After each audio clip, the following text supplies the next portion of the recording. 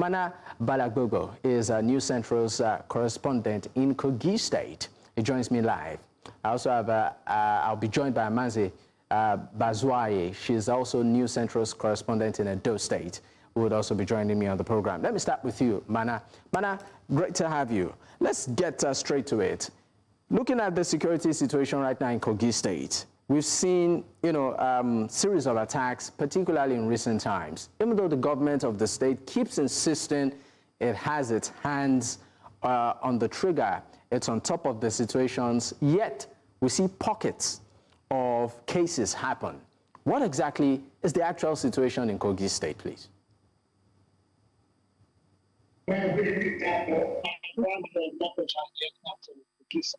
Things are fun. And of course, I must tell you that the government has not really shied away from the challenges. And one of the challenges has always been collaboration between residents in some of these hotspots with the language. So that puts a challenge for some of the structures that are placed. It will take a lot of collaboration between the residents who are living in these spaces and the government to be able to actually tackle the problem. So that's one of the major problems. We've heard it so many times. Just last year, up to some of the rehabilitations of vehicles, of personnel, especially on one of the areas actually to traditional communication basically.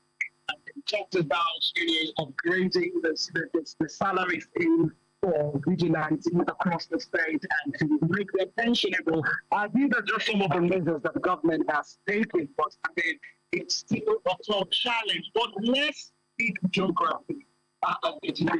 When you look at the map of Nigeria, you discover that this state is bordered with so many states. Now, you look at some of the states that surrounds Kogi, like Kwara State, Niger State. These are areas where bandits, concentrated on.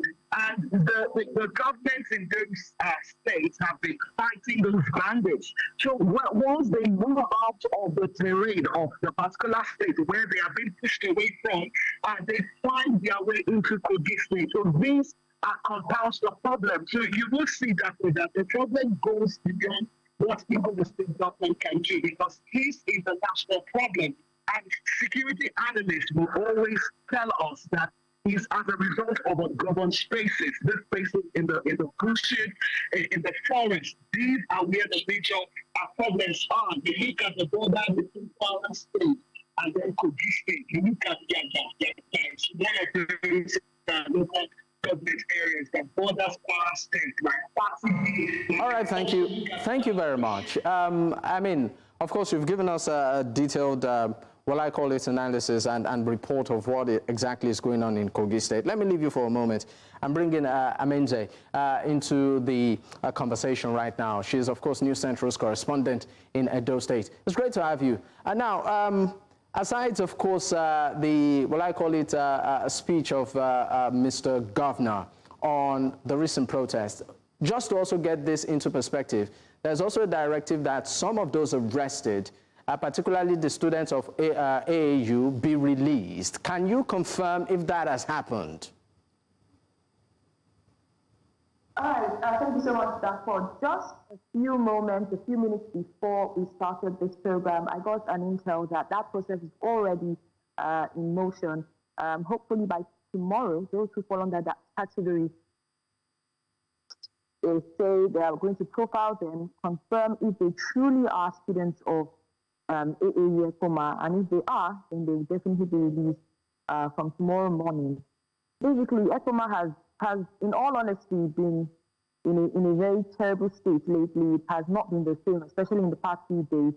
It actually started quietly. We have over time been getting whispers of kidnapping, stories of people taken from their homes or along the road. Families receiving ransom calls that they could simply not afford. I mean, recently we had 2 doctors who were taken from the same family, and the kidnappers were requesting for or demanding for the sum of 200 million naira. The everyday Nigerians, to be honest, will find it difficult to gather that kind of money.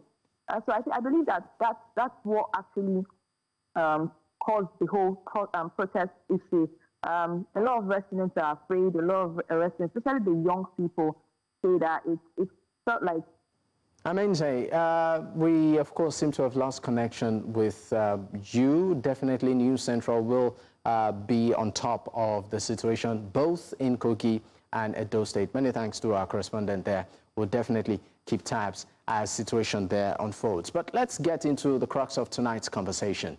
And of course, bringing up my guest who will be dissecting the security situation across many of these states is Tony Ofoyetan, is the DG of the International Institute of Professional Security, and also David Ijele Isaiah is the convener of Integrity and Transparency Alliance. He also joins virtually. And Meddy Olotu is a human rights activist who will be joining virtually from Benue State. Gentlemen, thank you for your time. Let me start with you, Isaiah. Isaiah, it's great to have you on the program this evening once again. Happy New Year, and hopefully it gets to be a fantastic year. But let me start with your take on the situation when it comes to security in Kogi State. We've been seeing pockets of attacks, and we've also seen the effort of government at containing and, repelling many of these attacks. And the government keeps assuring the residents and even Nigerians saying that, look, it's on top of the situation.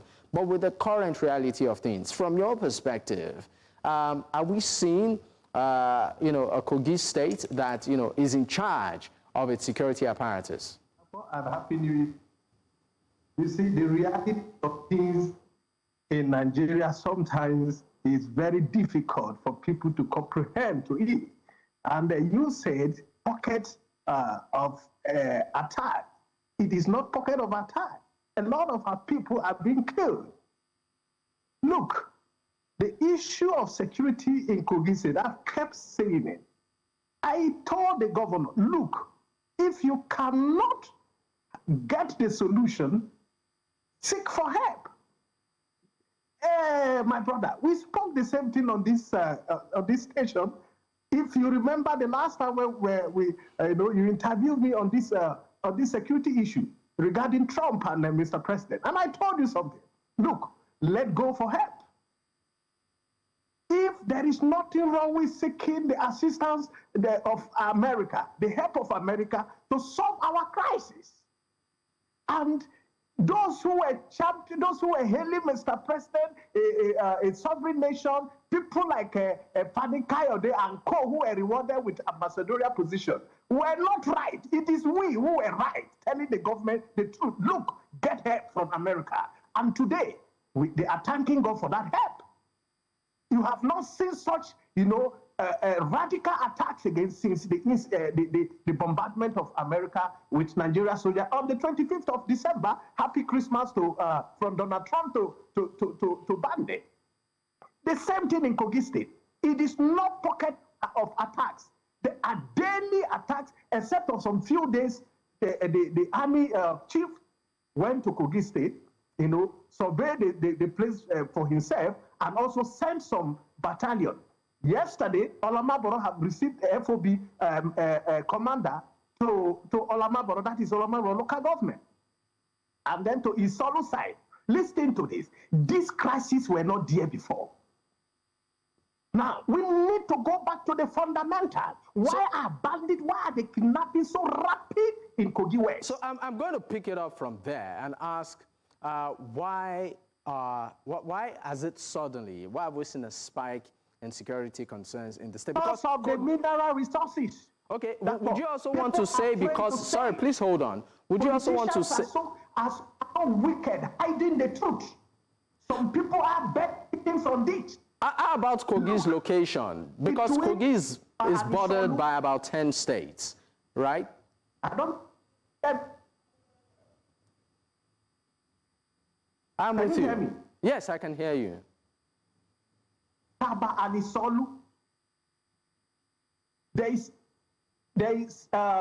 are some camps and some development in that place. As at then that I passed through just about 2 years ago, they were building skyscraper in the bush. From a distance, it's like you are looking at London. What are they doing in that bush? All right, I'll come back to you. I'll come back to you on this. Let me, of course, bring into the conversation Tony Ofoyetan is the DG International Institute of Professional Security, of course, experts. He joins the conversation right now. It's great to have you. Mr. Ofoyetan, I'd like you to speak on the recent security concerns in Kogi State, or attacks, as we have seen.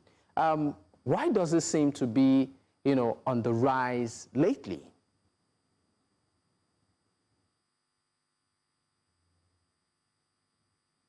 Agenda, that's all. At times when I hear these things, I just imagine the way the terrorists, the protagonists of terrorism, the sponsors and strategists of terrorism in this country will just sit down on a cup of tea and start to laugh at us and start making jests, just telling us that we should continue to be blowing grammar.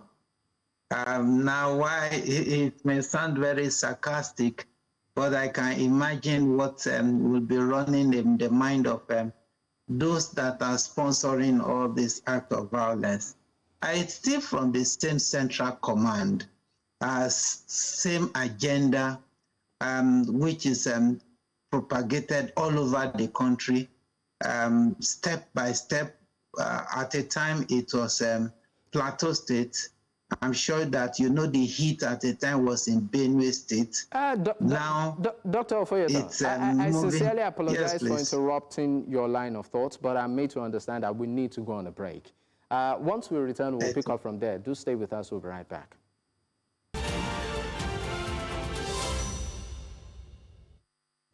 Many thanks for staying with us. It's still Politics HQ on News Central Television. I still have my guest with me. Dr. Tony Ofoyetan is the Director General, the International Institute of Professional Security Institute. And also, I have joining the conversation right now is Meddy Olotu. He's an activist. He joins virtually from Benue State.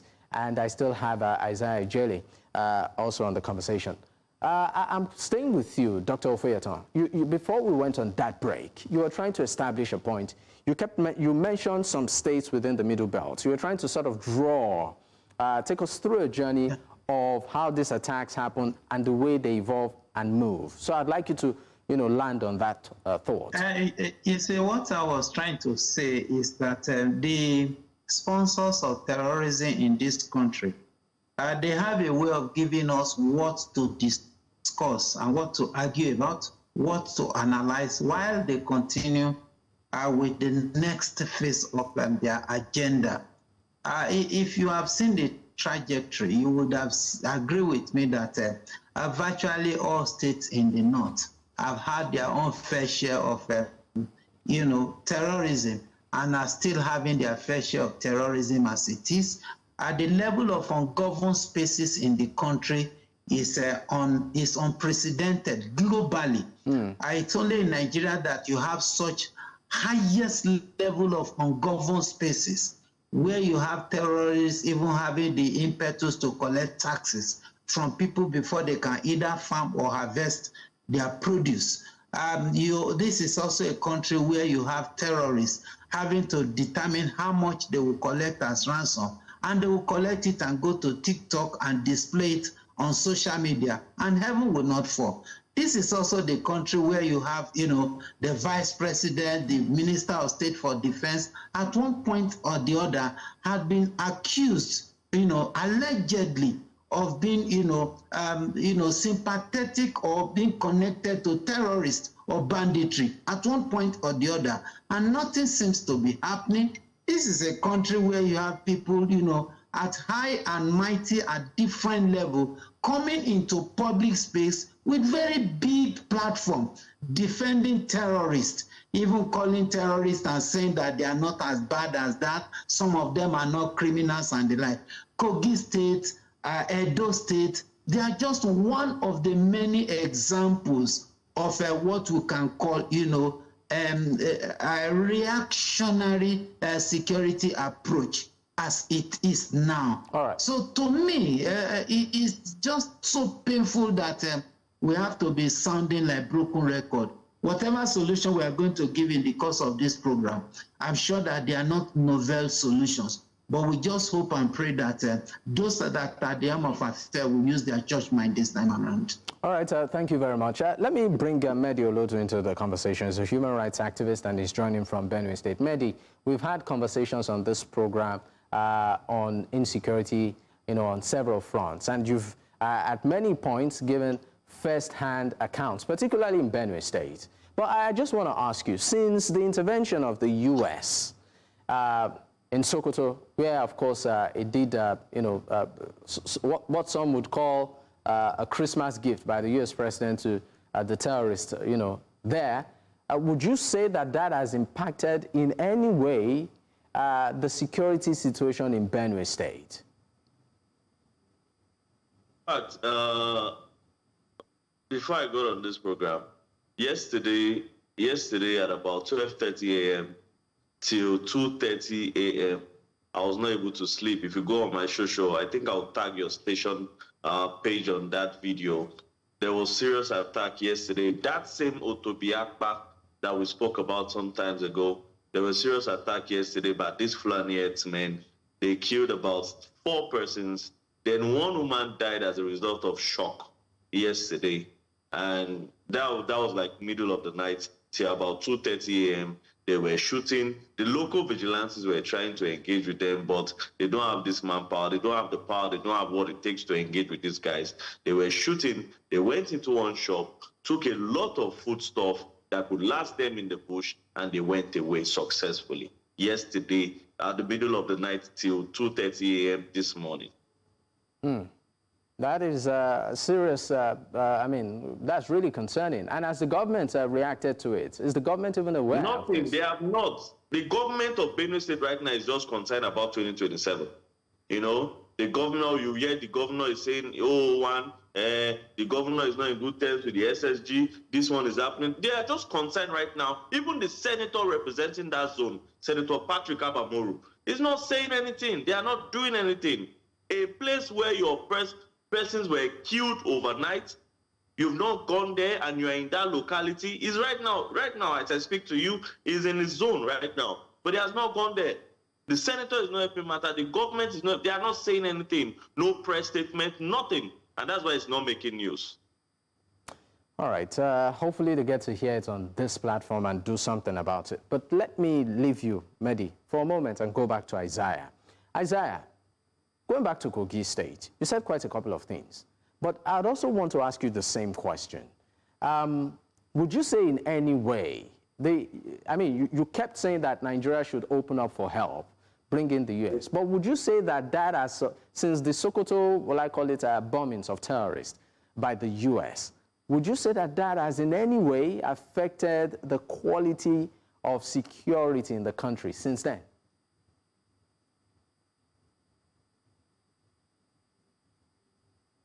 And that have even stopped the ceased bombing, daily bombing and killing of the innocent people that have reduced drastically. You cannot but to give praise to whom honor is due or honor to whom honor is due. America and Nigeria soldiers did very well in that coordinated attack. And I read something from the Punch yesterday that the army chiefs are still compiling and working on the evidence of that bombardment, and that at the right time they'll make it public to see the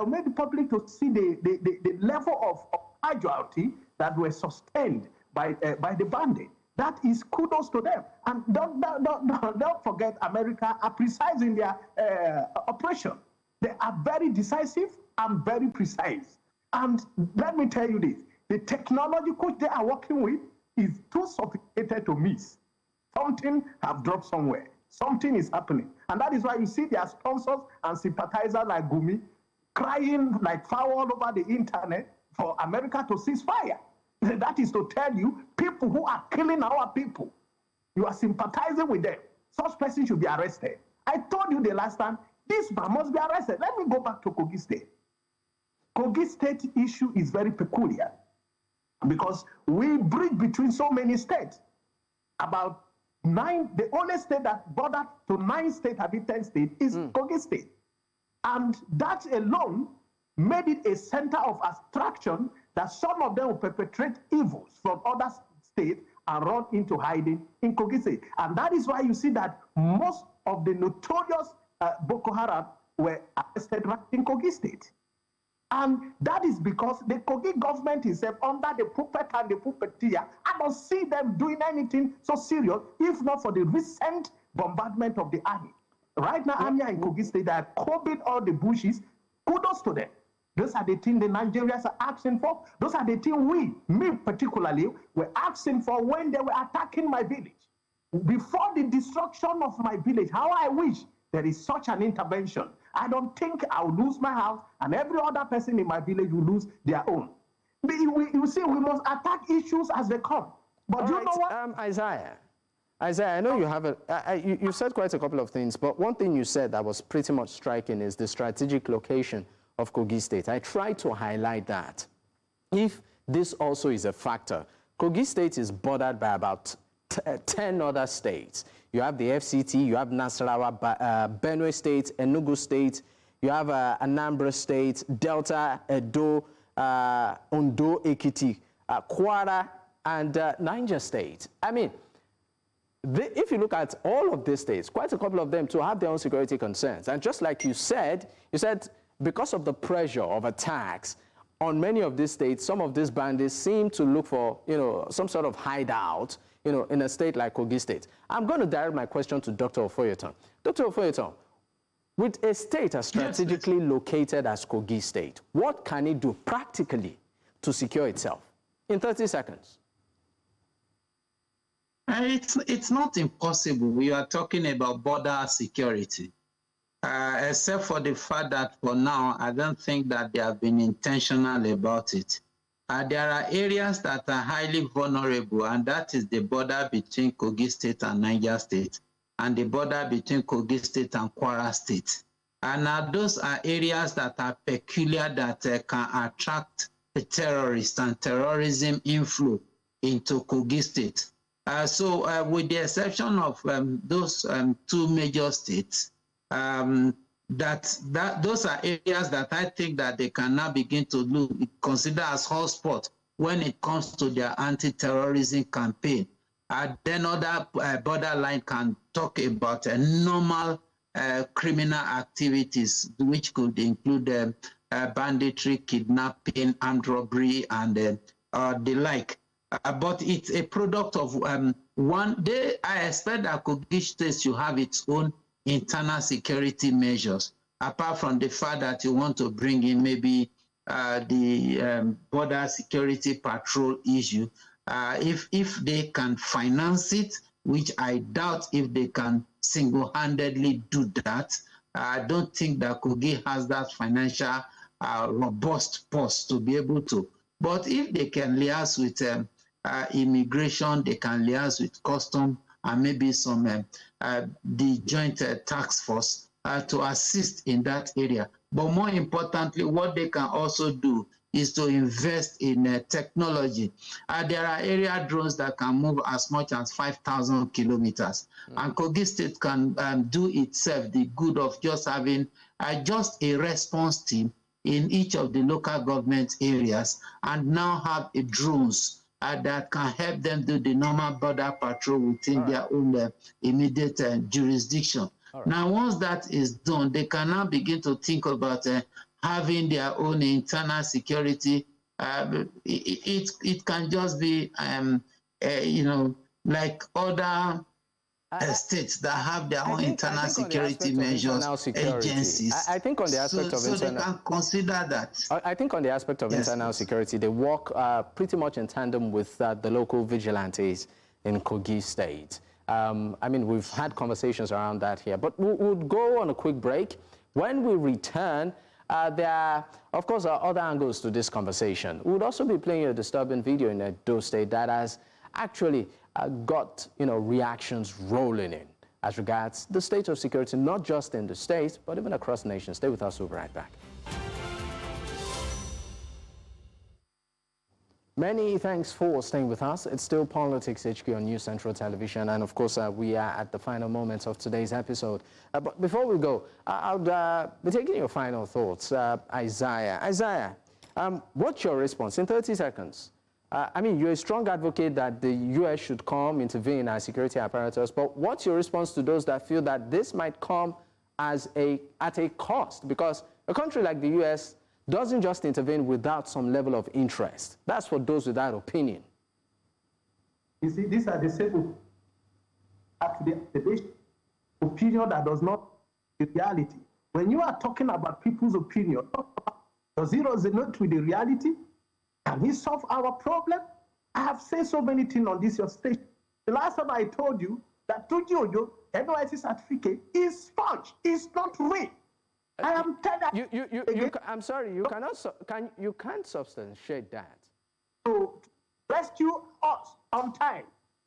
I told you again that look, until they empower our vigilantes, take this prophecy again from me today.